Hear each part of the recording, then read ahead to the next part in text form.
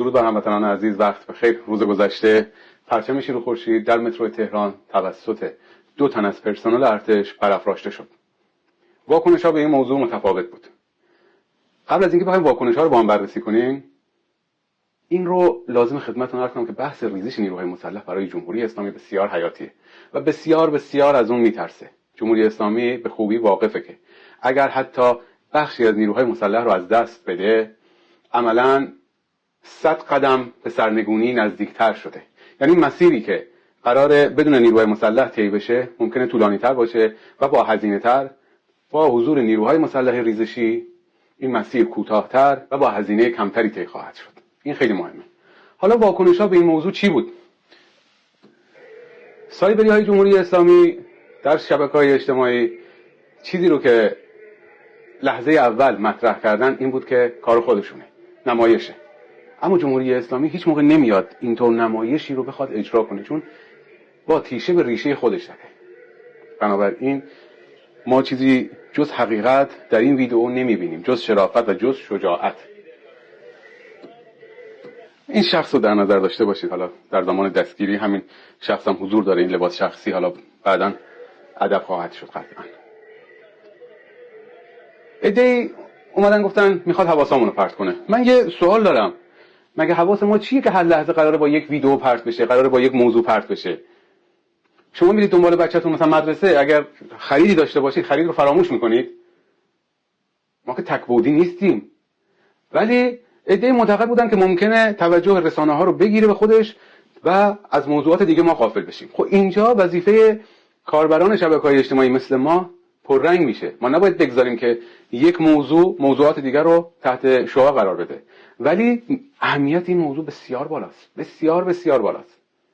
طوری که جمهوری اسلامی اومد اعلام کرد اینها اصلا ارتشی نبودن. حالا با هم دیگه به اون موضوع هم میپردازیم.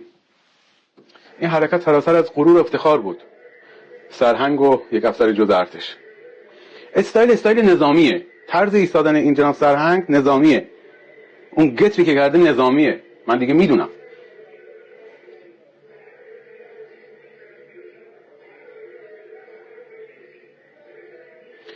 وضعیت برای جمهوری اسلامی بسیار بحرانیه. این چیزی رو که ما میبینیم به صورت آشکار در داخل خود نیروهای مسلح به مراتب شدتش بیشتره.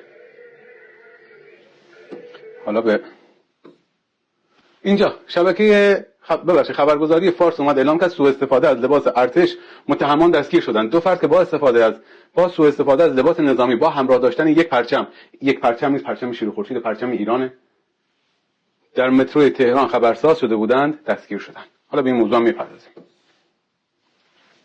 شبکه‌های رسانه‌ای خارجی بازداشت 2 نفر پس از نمایش پرچم شیر و خورشید با لباس نظامی در مترو تهران. 2 نفر، نگفته 2 تا از پرسنل ارتش، 2 تن از پرسنل، پس از نمایش برافراشته شدن، نه نمایش، با لباس نظامی در مترو تهران، یونیفرم نظامی. حداقل اون کسی هم که میخواد اینو بنویسه سواد داشته باشه.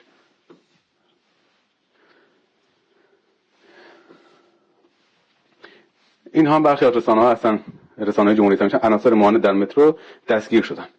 معتقد بودن که یعنی اومدن گفتن که لباس‌ها رو رفتن خریدن. ببینید به عنوان یک نظامی عرض میکنم خدمتتون، این لباس آفتاب خورده، خاک خورده. این درجه‌هایی نیست که شما تازه خریده باشید. این درجه‌ها حداقل 3 سال داره کار میکنه، چه بسا بیشترم، جلوی آفتاب. این استایل کامل یک نظامیه. ببینید اینجای پشت سر ایشون انقدر کلاه سرش گذاشته، مشخصه دیگه موها خوابیده. کسانی که اگر نظامی توی خونه دارن با سابقه بالا برن نگاه کنن. کلاه که شما زیاد سرت میذاری اینجای موی سر میخوابه. به مرور یک تفاوت ایجاد میشه بین این قسمت و قسمت پایین. یه برآمدگی. کلاه انقدر سرش بوده، اینجا هم سرهنگ، اینجای موی سرش کم پشت شده. منم دارم. اکثر نظامی‌ها دارن.